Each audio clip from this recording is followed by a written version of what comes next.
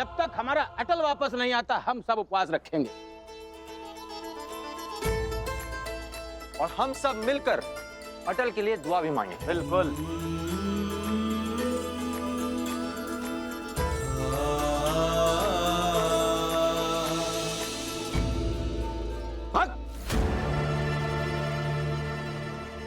पागल हो गए हो क्या सबके सब? हाँ?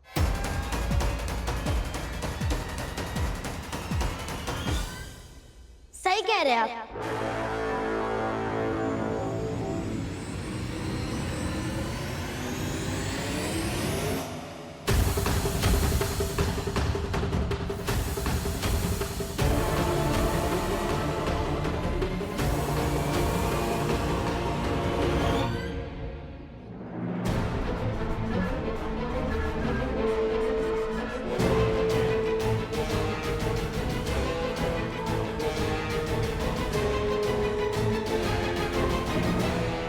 पागल तो हो गए हम सब लोग।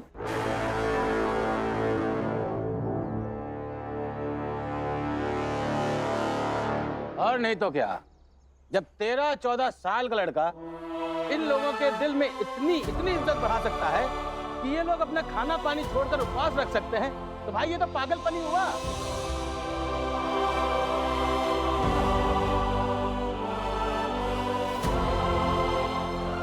मुझे यकीन है हमारा अटल जहां भी होगा लोगों के मन में प्यार ही जगा रहा होगा। बिल्कुल सही कहा बाबूलाल भाई।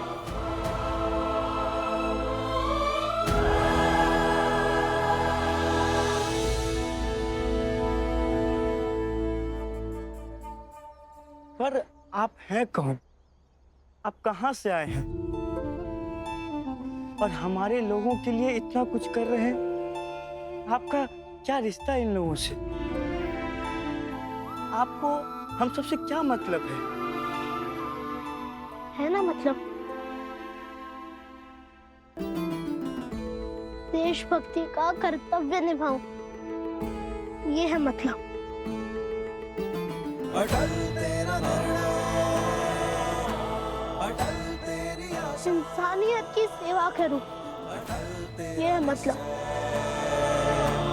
अटल अभिलाषा और आप सबके दिल में अपने लिए जगह बनाऊं और आपका हो जाऊं, ये है मतलब। तेरा निश्चय अटल अभिलाषा। तो जीने की ख्वाहिश देने वाला उस, मेरा मतलब अटल के लिए हम सब उपवास करेंगे। हो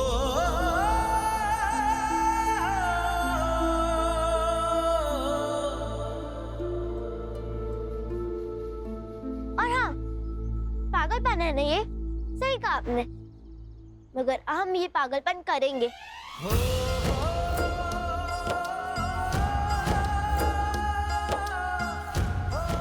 कि अटल सही सलामत घर वापस आ जाए।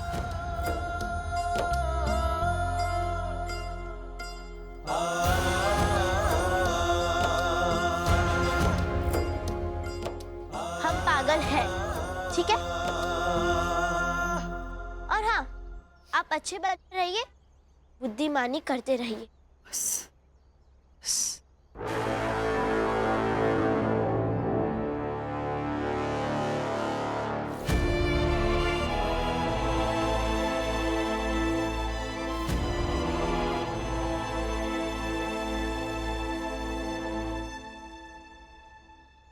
मैं चलता हूँ और उनके लिए दवाई चलकर खरीदता हूँ।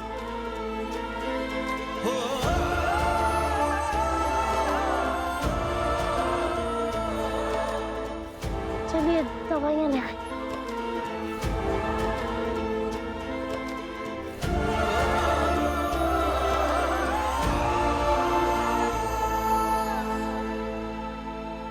हे लड़की, ज्यादा ना बोलो। अरे क्यों ना बोले भावना बेटी? क्यों ना बोले हम लोग और क्यों ना बोले बाबूलाल भैया? जो भी ये कह रहे हैं सही तो कह रहे हैं। आप चुप रहिए सेठ जी। छोड़ो ना हामिद भैया, छोड़िए। कौन बहस करे इनसे और क्यों बहस करे? बहस करने से क्या फायदा मिलेगा? देखो मैं एक बात कहता हूँ, जिसको लगता है कि अटल जो ये नेक काम कर रहा है वो गलत है, वो यहाँ से जा सकता है। बिल्कुल।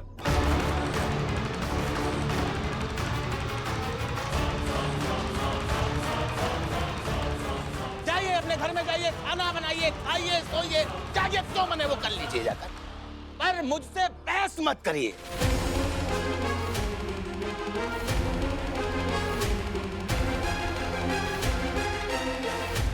क्या बहस ना करे? भावना, तुम मेरी इतनी अच्छी दोस्त होकर भी ऐसा कर रही हो, तो फिर ठीक है, आज से हमारी दोस्ती खत्म।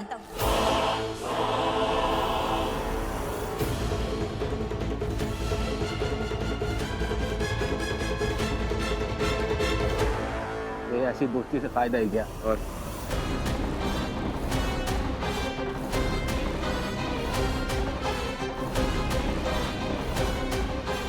ये अटल ना है ही ऐसा, जिसके जीवन का इससे पाला पड़ता है ना, उसको कुछ ना कुछ नुकसान तो होता ही है। अभी मेरी बेटी की दोस्ती टूट गई, करो उपवास तुम, पर उससे कुछ होने जाने वाला नहीं है।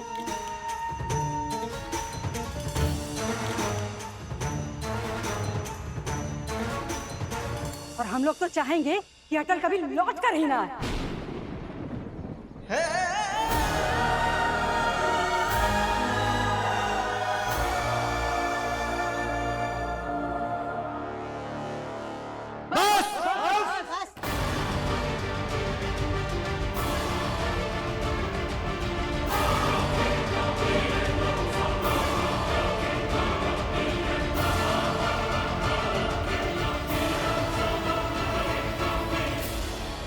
कृपा करके अनर्गल बातें बंद कीजिए। सेठ जी लेके जाइए ना सेठानी को, जाइए यहाँ से। अरे लेकर जाइए।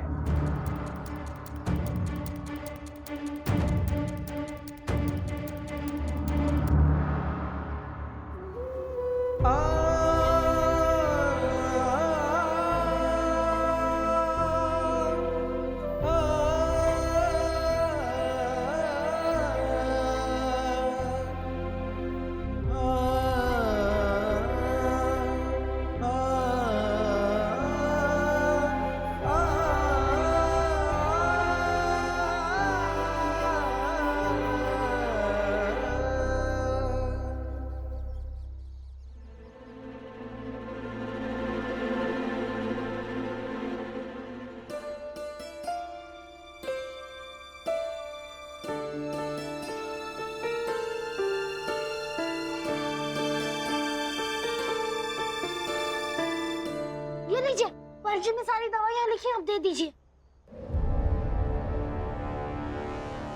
अरे ये तो हैजा की दवाइयाँ हैं और इतनी ढेर सारी, इसके लिए पैसे हैं तुम्हारे पास? जी है ना, ये लीजिए। अरे ये तो बहुत कम पैसे हैं, इतने से पैसे में इतनी सारी दवाइयाँ नहीं आएंगी। नहीं आएंगे? पैसे तो इतने ही हैं, और ये सरकारी अस्पताल है ना, इतने पैसों में ही देख लीजिए ना कुछ। और आप मदद नहीं करेंगे तो और कौन करेगा? देखो, पूरे पैसे लाओ और दवाइयाँ लेके जाओ, नहीं तो नहीं मिलेंगी। अधिकारी जी, ये हैजे की दवा दे दीजिए, पर पैसे नहीं है मेरे पास। बिना पैसे के नहीं दे सकते हैं, जाओ यहाँ से। साहब लेकिन साहब जी दवा दे दीजिए साहब जी, पैसे बाद में दे देंगे साहब जी, पूरा गांव बीमार है। हाँ साहब, दे दीजिए दवा। साहब दवा दे दीजिए साहब, हमारे पास पैसे नहीं है साहब, दवा दे दीजिए साहब। अरे साहब दवा दे दीजिए साहब। आपने देखे तो कौन देगा? हाँ साहब, दवा दे दीजिए दवा साहब। दीजिए, दवाई दे दीजिए दवा साहब। दे दीजिए साहब। सुन ली से ना, दे दीजिए ना दवाइयाँ, समझिए हमारी बातों को।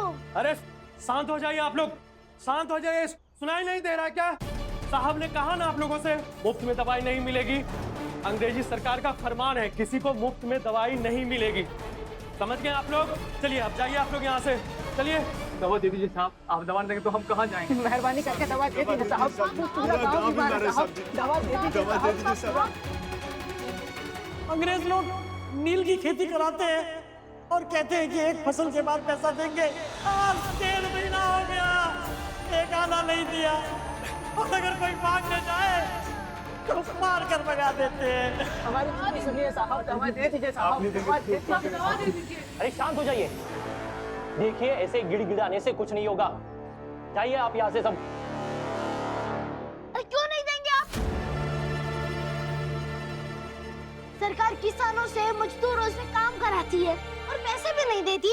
और सरकारी अस्पताल लोगों के लिए होता है, आप मदद नहीं करेंगे क्या?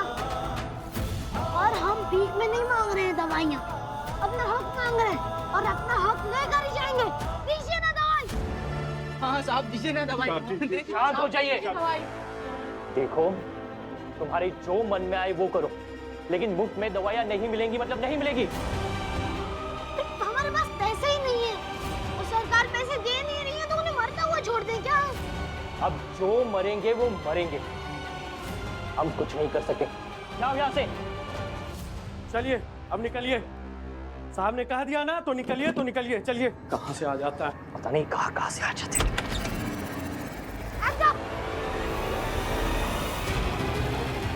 सभी को मुफ्त में दवाई दीजिए वरना गोली चला दूंगा। इसके बारे में सुना तो था मैंने, लेकिन ऐसा करेगा पता नहीं था। हाँ देखो तुम ये सही नहीं कर रहे हो। ऐसा करोगे तो अंग्रेजी सत्ता से तुम्हारी सीधे सीधे दुश्मनी हो जाएगी। दुश्मनी? इस देश के लोगों को बचाने के लिए जिससे दुश्मनी लेने को कहोगे ना, मैं ले लूंगा। दवाइयाँ दीजिए। अरे क्या कर रहे हो तुम? तुम्हें पता भी है कि कितने ऊंचे पद पर है सर? तो बाद में जान लूंगा, आप दवाइयाँ दीजिए। नहीं दूंगा। चलो जाओ यहाँ से। नहीं देंगे?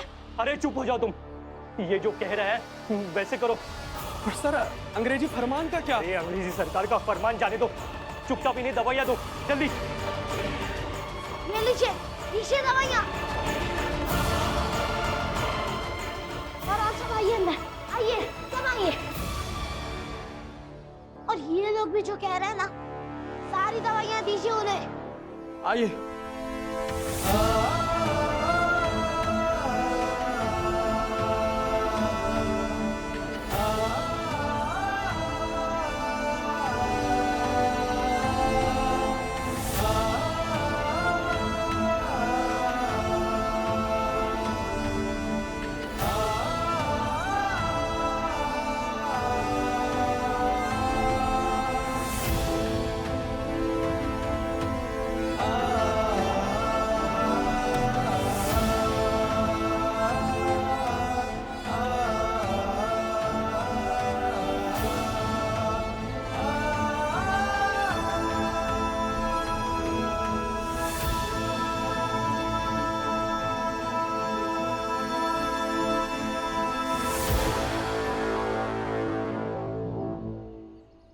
देखो तुम जो भी हो, लेकिन तुम्हें ये दुश्मनी बहुत महंगी पड़ेगी। दुश्मनी महंगी पड़ेगी? साहब, क्या इंसानियत रो रही है, मर रही है, पर आप ये कह रहे हैं कि दुश्मनी महंगी पड़ेगी? ये अटल बिहारी वाजपेयी वो हर दुश्मनी मोल ले लेगा जो इस देश के लिए जरूरी है। देगा अपने देश को जो योग्यता कमल, तेरी रोशनी से हिंद है हुआ प्रबल। शायद आपको दर्द नहीं होता, वहाँ लोग मर रहे हैं और आपके पास दवाइयाँ हैं, फिर भी आप नहीं दे रहे।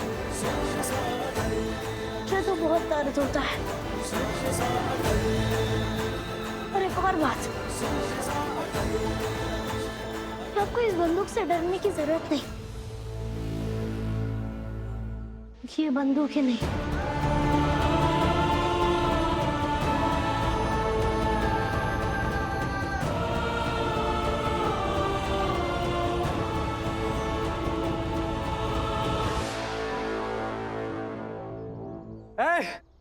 अरे जाने दो उसे। पर सर जाने दो उसे।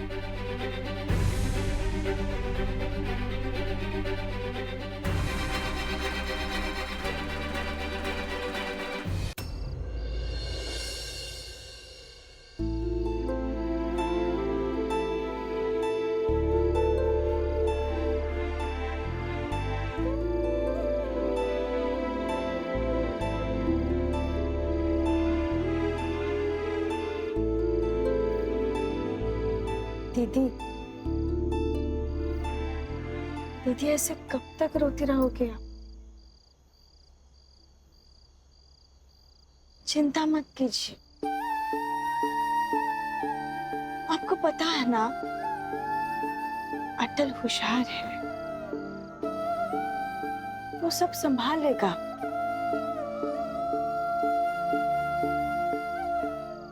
और अटल जहाँ जाता है वहां जीत कर ही आता है। और फिर इतने लोगों का प्रेम है ना उसके साथ, अटल वापस आ जाएगा। अब केवल अटल वापस कब आएगा ये सोचकर नहीं रो रही हूँ। अब रोना इस बात से आ रहा है कि मैं यहाँ क्या कर रही हूँ, मैं क्यों नहीं उसके साथ चली जाती, उसके साथ उसकी पीड़ा में दुख में भागीदार साथीदार बन जाती, तो फिर जो होता दोनों का। अब समझ में नहीं आ रहा है मैं क्या करूं।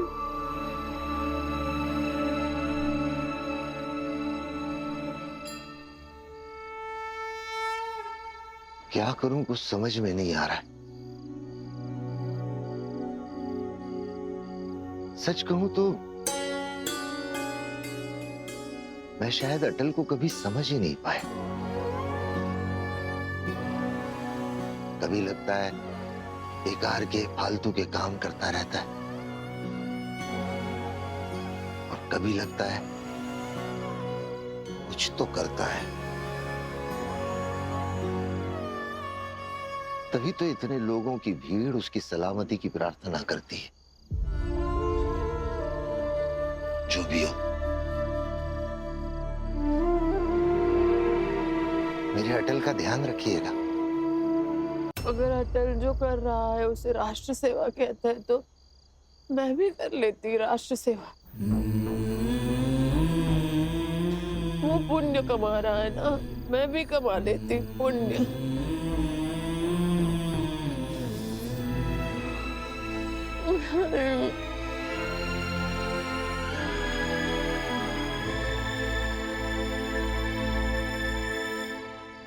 उस पुण्य का पहला हकदार मैं हूँगा ना चाची। मुझे अटल के साथ जाना चाहिए था। मैं उसकी हमेशा से मदद करता आया हूँ हर मुसीबत में, लेकिन जब आज उसको मेरी जरूरत है तब मैं उसके लिए कुछ नहीं कर पाया। कुछ नहीं कर पाया मैं उसके लिए। माँ, मुझे जाना होगा। नाकाबंदी लगी है तो क्या हुआ, मैं फिर भी जाऊंगा।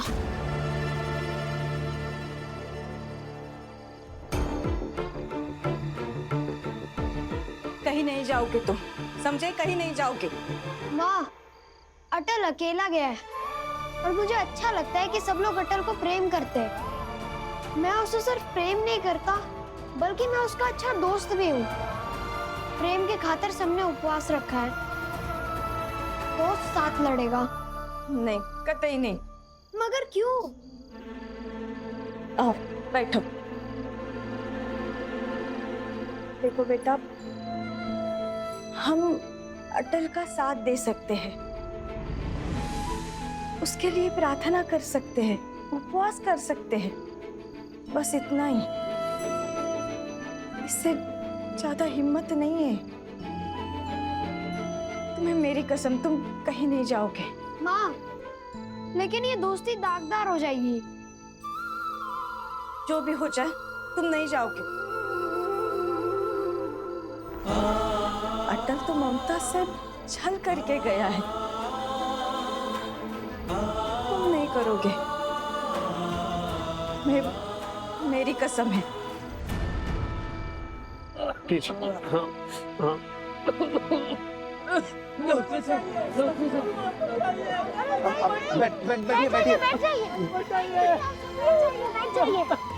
अंदर जाकर देखिए कि सलाइन लगी या नहीं, और अगर नहीं लगी तो लगा दीजिए।